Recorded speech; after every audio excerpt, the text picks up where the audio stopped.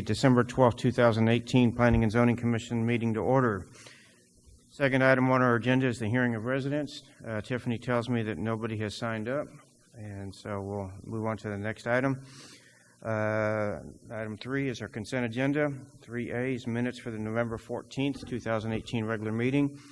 3B, PC 2018-055, consider and act upon a request for approval of a final plat for the South Water Reclamation Plant subdivision, an approximately 134-acre tract of land located at 7424 Trainer Hill Road, City of Schertz, Bexar County. Next item, PC 2018-057, consider and act upon a request for approval of a final plat of the Cantu Ranch subdivision, an approximately 39-acre tract of land located approximately 2,000 feet east of the intersection of Ware Seguin Road and Banic Drive, more specifically described as 11330 Ware Seguin Road, City of Schertz, Bexar County. And item D, PC 2018-046, consider and act upon a request for approval of a final plat for the Friesenus Medical Care subdivision, an approximate 1.5-acre tract of land located generally approximately 220 feet southeast of the intersection of East Live Oak Road and FM 3009, Guadalupe County, Texas. Commissioners, do we need to remove any item for individual consideration? Mr. Chairman, I make a motion that we approve the consent agenda consisting of items 3A, B, C, and D. All right, I have a motion by Commissioner Outlaw. Do I have a second? Second. All right, we have a first and a second. Any other comments or questions? All right, we'll call for a vote. Yay. Aye. Aye. Aye. All right, that's 4 ayes, 1 no nays. Motion passes. We're going to readjust our agenda a little bit. We're going to jump down to item number 5 for items for individual consideration. Item 5A, W 2018-008, consider and act upon a request for approval of a waiver regarding on-site sewage facilities for Mark Roberts Subdivision 4, an approximately 3-acre tract of land located at 5710 FM 1103, City of Schertz, Guadalupe County, Texas. Nick.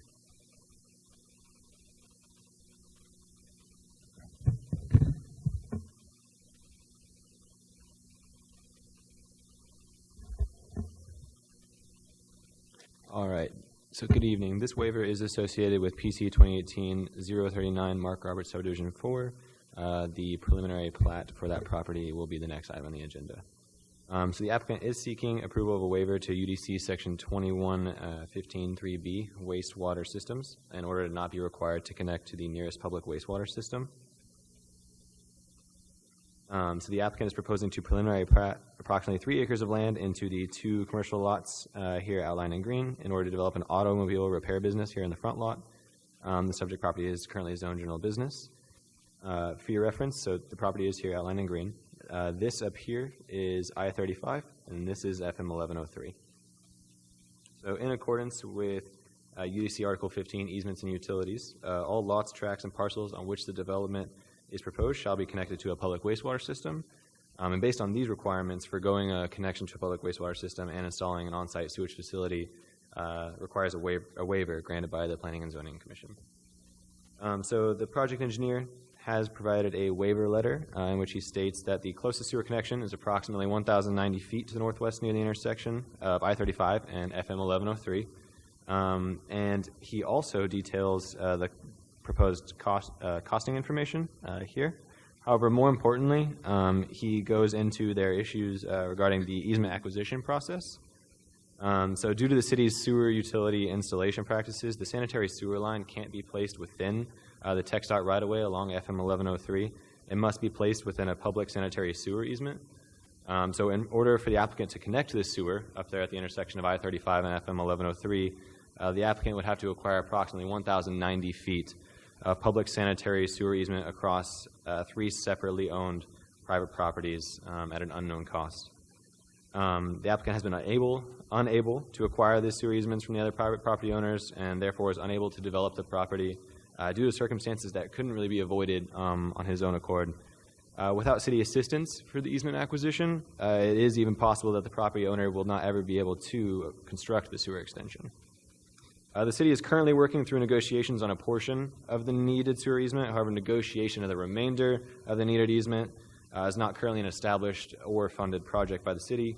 And then due to the unknown easement acquisition timeline and costs, it is staff's opinion that requiring them to connect to the nearest public wastewater system would be a substantial financial burden to the property owner and would cause an indefinite delay to the development of the specific subject property.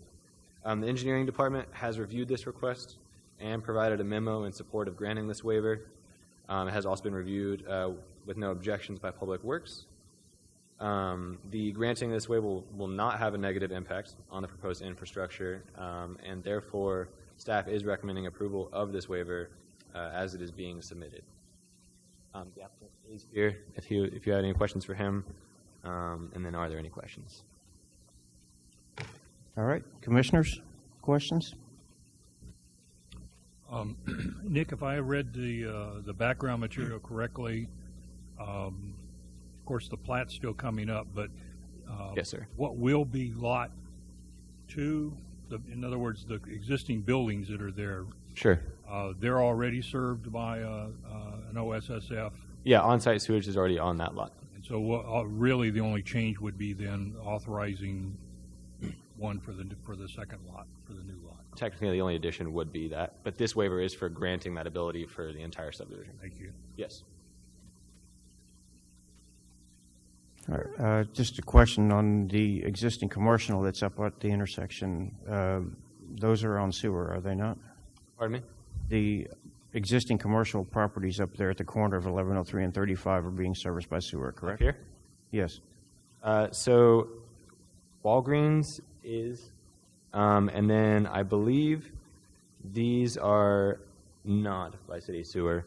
And then I know that the ones behind the lot are also, the two lots that are behind it are also served by on-site sewer facilities. Yeah, I'm aware the mobile home part is serviced by sewer, or serviced by OSSF. Yeah. Where's the sewer line run that services the Walgreens? Does that run down 1103, or does that go into the subdivision? So it runs downhill from the church that's down here towards I-35. And so the only other properties that's what you're getting at that are uphill from Mark Roberts are only those two in between the church and Mark Roberts that are currently serviced by on-site sewage facilities. So just to add to that real quick, the properties here at 35, as you can see here, this green line represents the existing sewer. That's the extent of the sewer in the front. This shed does break in the middle of 1103. The church is serviced here by a sewer line and a tie-in, and this sewer is extended south down to the intersection, or is in the process of being extended south down to the intersection of Old Wiederstein, 1103, Chelsea, where the incoming CVS is being currently constructed. And so the properties without sewer include all of the lots south of the Walgreens here to the edge of the church property. But that break is generally in this area for gravity flow in each direction. So it flows away towards 35 and towards Old Wiederstein.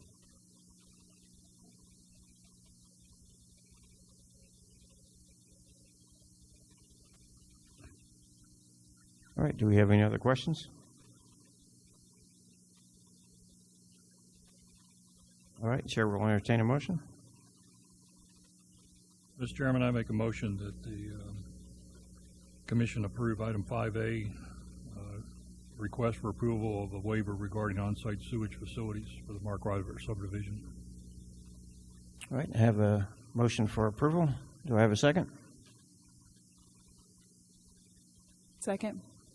All right, I have a first and a second. All right, any other comments or questions? All right, we'll call for a vote. Aye. Aye. Aye. Aye. 4 ayes, no nays, motion passes. Next item on the agenda, 5B, PC 2018-039, consider and act upon a request for approval of a preliminary plat of Mark Roberts Subdivision 4, an approximately 3-acre tract of land located at 5710 FM 1103, City of Schertz, Guadalupe County, Texas. Nick. All right. So this is the preliminary plat for the waiver that you just approved. So just once again, to get your reference, this is I-35 here, and this is FM 1103, and the subject property is here in green. They're trying to preliminary plat 2 commercial lots in order to develop a automobile repair business here in the front lot that is adjacent to 1103. So you've just approved the waiver for this property to forego connecting to the nearest public wastewater system and go ahead and install the on-site sewage facilities. Therefore, all public improvements are proposed are in accordance with the current UDC, and therefore staff is in approval of this preliminary plat as it is submitted. All right, commissioners, questions?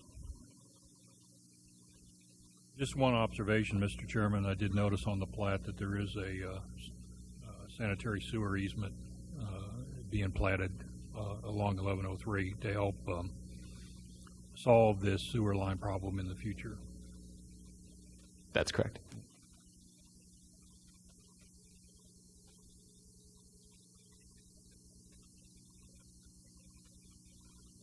All right, any other questions? So quiet. Yeah, without the heater running, yeah. All right, sir, I'll make a motion that the commission approve PC 2018-039 preliminary plat of Mark Roberts subdivision 4. All right, have a motion. Do I have a second? Second. All right, have a motion and a second. Any other comments or questions? All right, then we'll call for a vote. Aye. Aye. Aye. Aye. 4 ayes, no nays, motion passes. And Mr. Roberts, good luck with your development project. All right, moving back up on the agenda, we'll move up to item 4, public hearing, 4A, ZC 2018-010. Hold a public hearing, consider and make a recommendation on an amendment of Part 3, Schertz Code of Ordinances, Unified Development Code, UDC, Article 4, Section 21.4.9, designation of landmark properties and heritage neighborhoods, and Article 13, Section 21.13.3B, definition substantial improvement. Mr. James. Thank you. This has gone so smoothly tonight that I hate to jinx this whole thing with my item. And as I fumble through to, if I want to pull the overhead up, which I will. Ryan, it's farther up. It's further up. Yep. So it was originally planned before Oh, item 5. Thank you, Nick. I appreciate that patience with which you helped me with this.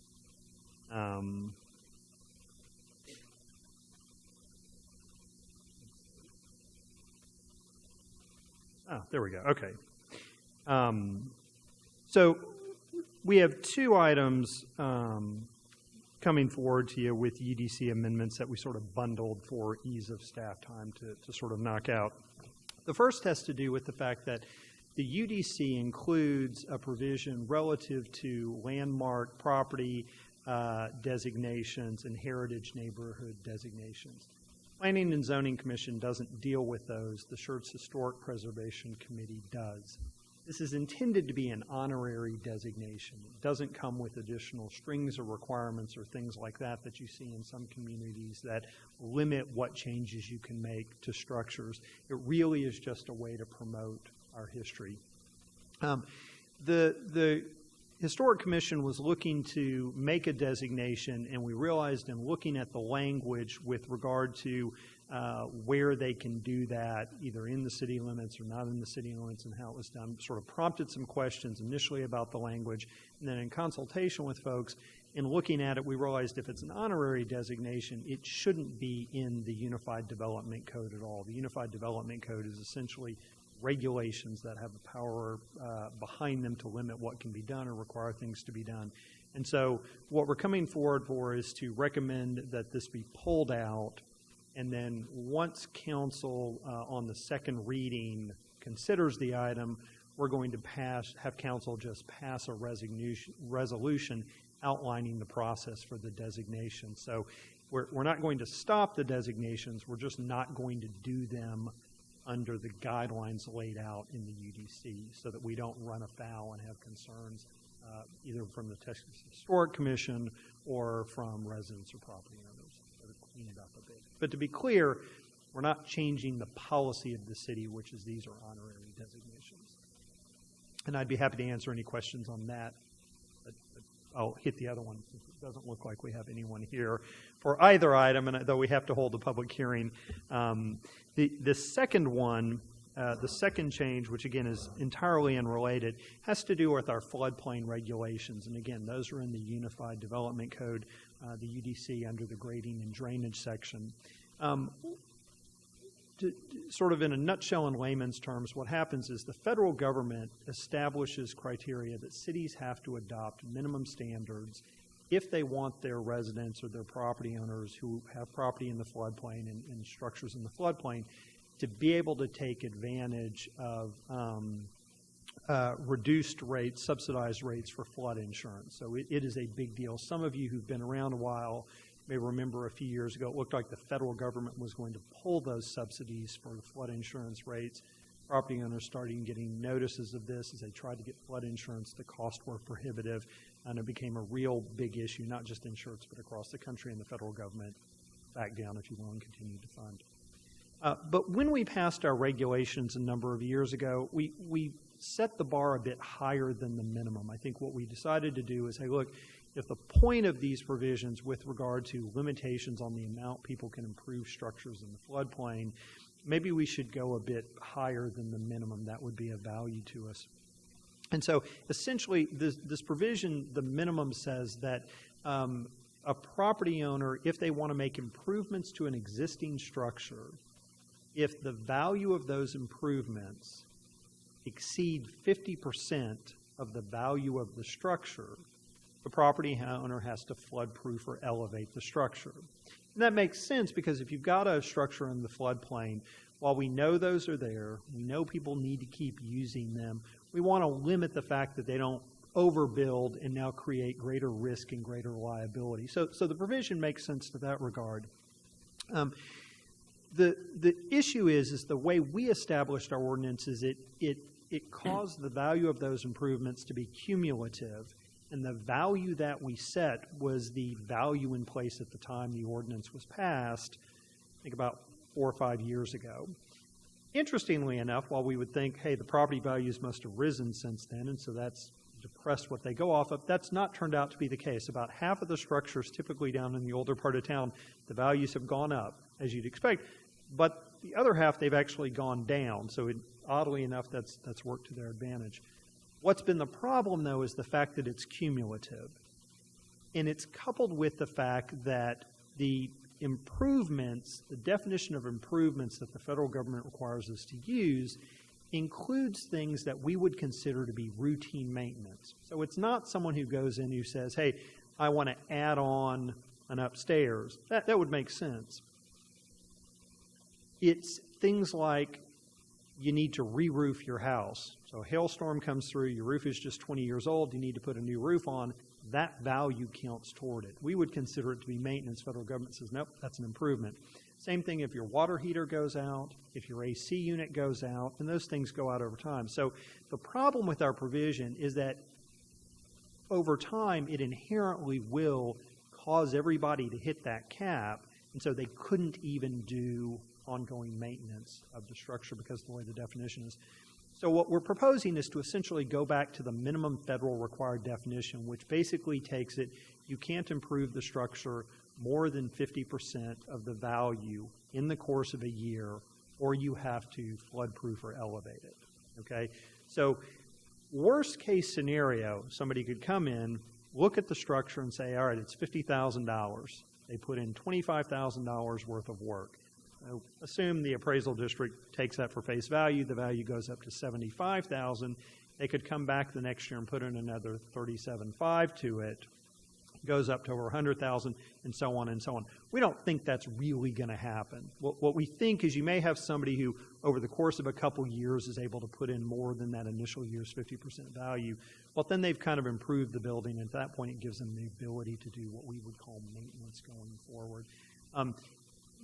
This is particularly important because one of the things that we found is the way the law works, it's not the value of the property and the structure, it's the value of the structure. So if you own a home and you look, you have a land value and you have a structure value. This regulation just takes the structure value into place. In the areas in the older part of town where we have the floodplain, values are very, very low. We have structures on Main Street that have a $50,000 value. So it's not as though we're dealing with structures valued at $500,000 we're dealing with structures at $50,000, and so when somebody wants to kind of renovate them, need to redo the roof, need to do the plumbing, need to do the electrical, need to do the heater, they very quickly exceed that 50%, and that poses a problem as well. And so one of the benefits is we actually don't have a problem, and we think some folks will come in, start a project toward the end of the year, do that, and then turn right back around the next year and say, okay, I'm going to do the final phase of it and finish it off. But really what it lets people do is it lets people be able to do that maintenance stuff that counts as an improvement. And so we're setting up to go with the minimum standard we need to in this area. Long term, I think, as we've talked, probably not for a while with the P&Z, is we really need to deal with the floodplain issue. We need to deal with the fact that the Cibolo Creek backs up in large events, floods a large area of our community, and it's a bigger fix that needs to occur. And so if we are able to do that, then maybe we look to modify our regulations going forward. So that's it in a nutshell. All right, commissioners, questions, comments? That's true. Yep, public hearing.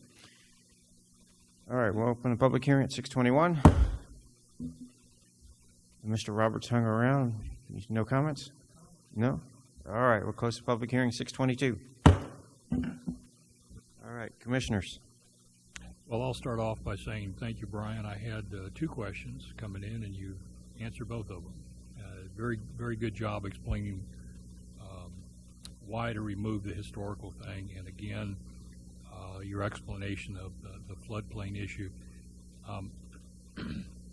And I'm sure we have other things in place that control what people can and can't do on their property in terms of building setbacks and impervious cover and all that kind of stuff. My only comment would be looking at your wording, your proposed wording there, or exceeds 50% of the market value of the structure when?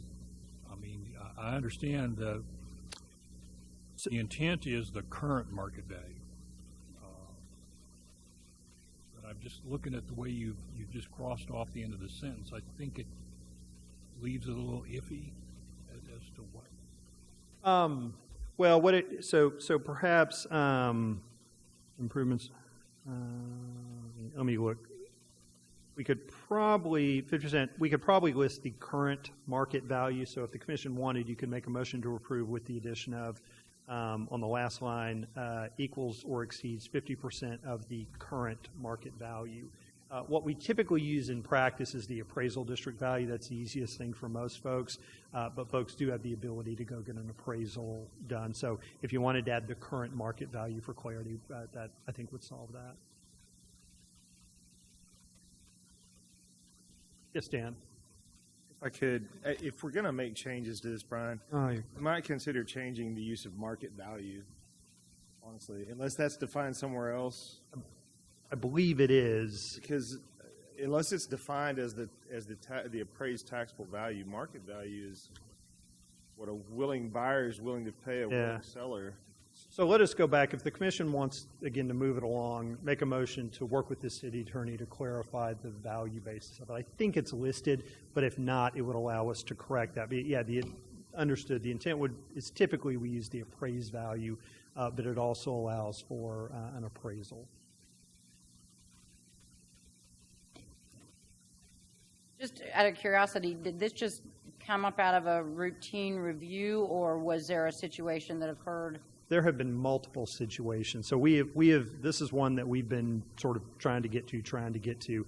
I think we've been aware of it for a number of years and have struggled with it and looked for a number of different alternatives. And then finally, I think we had a situation where we had a business owner who had gone in, made some renovations, had come up to that cap, had the AC go out, and it effectively would have put them over it. And so that kind of said, we just need to knock this thing out and move it along.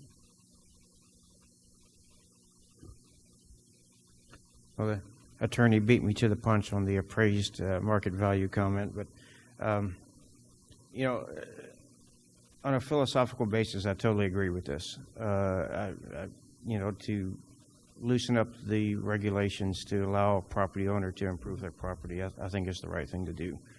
And I think it's good that you're bringing this forward, and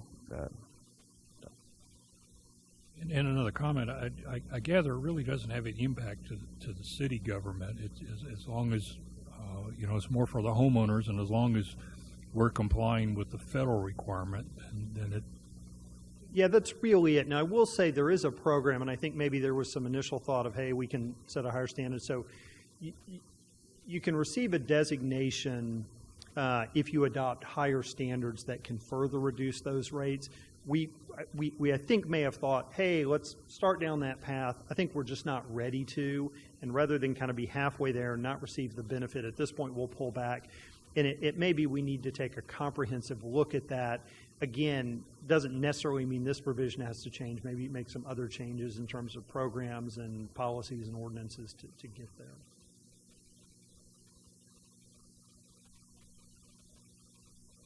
All right, Mr. Chairman, I'll make a motion, or I'd like to make a motion that the commission forward ZC 2018-010, the amendments to the UDC to City Council, with a recommendation for approval on the condition that staff works with the city attorney to come up with a acceptable may be the wrong word, but a workable definition of market value. All right, we have a motion to recommend approval to council with the stipulation that the language be in accordance with the legal recommendations. So do I have a second? Second. All right, I have a first and a second. Any other comments or questions? All right, then we'll call for a vote. Aye. Aye. Aye. Aye. That's 4 ayes, no nays. Motion passes. All right, item number 6, requests and announcements. Request by commissioners to place items on a future planning and zoning agenda. Nothing? All right, announcements by commissioners.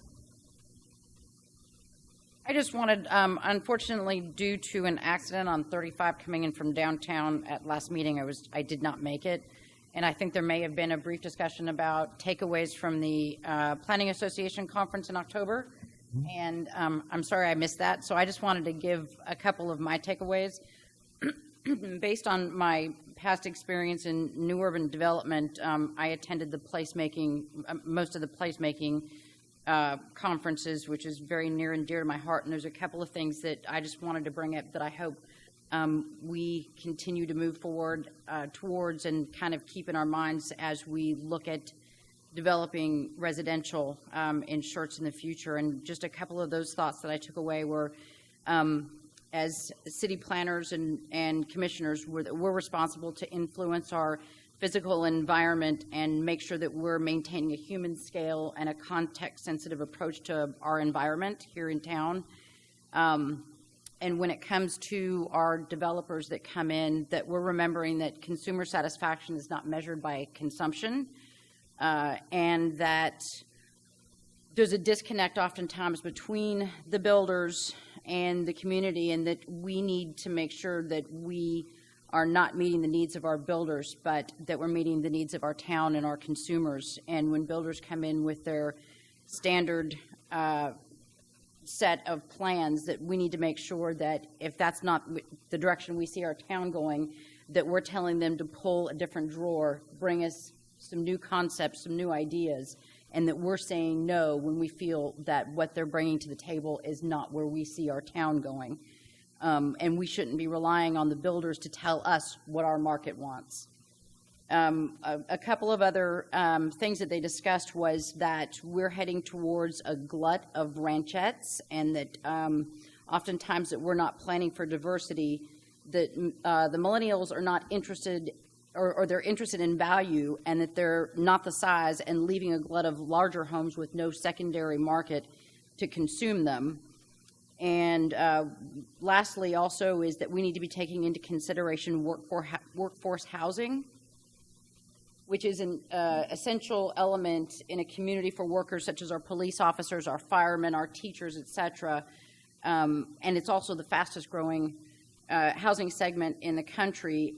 And that's making sure that we're considering that the homes that we're providing in our community are not just those median house prices that maybe a lot of people can't afford, but the price to serve the residents that are working in our community so that they can live in our community as well. So those were just a couple of the takeaways that I wanted to bring up, and I'm sorry I was not here last time to share that. And good comments and much appreciated. You know, that's a ongoing discussion, those topics that you brought up. Bryce and I have had a number of conversations along those lines as well. All right, does anybody have anything else? All right, would like to officially welcome our newest commissioner, alternate Lauren Garrett. Thank you for being willing to step up and serve. And with that, I'll turn this over to staff for any announcements.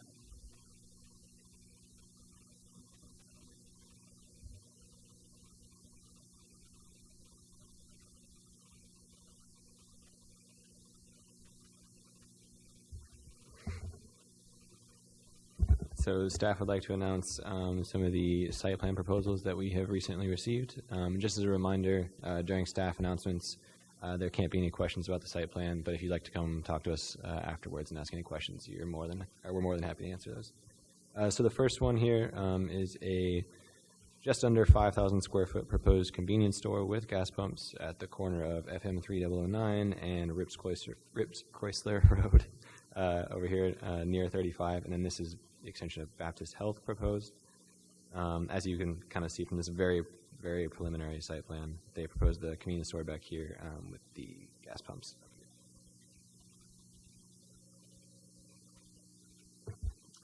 The next site plan that we're going to look at is for a property off of Guadacoma Drive in our more industrial area up north.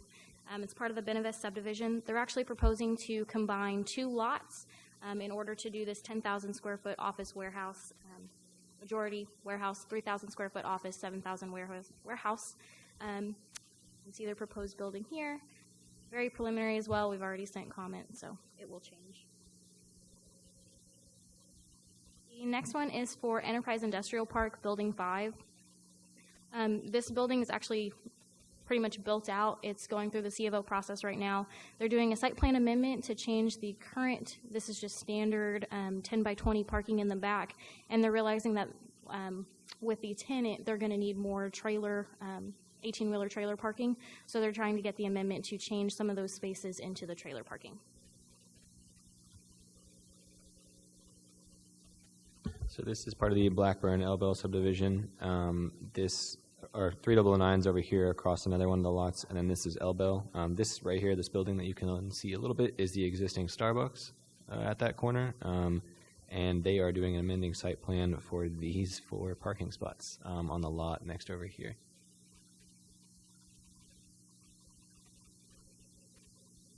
And then the next one is part of the Verde Enterprise Business Park, Unit 2.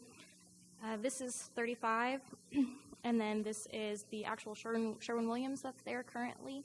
The property next door, it's for a 41,560 square foot hotel building. This was actually approved roughly 2 years ago. The site plan then expired earlier this year. They're now coming back in, revamping the building, so they had to come back in and get the site plan. Nothing's changed. It's exactly the same as it was previously approved. They just have to go back through the process. All right, commissioners, does anybody have anything else? All right, then I'd like to wish everybody a safe and Merry Christmas, a Happy New Year, and we'll see you guys at our first meeting next year. Meeting adjourned, 6:33.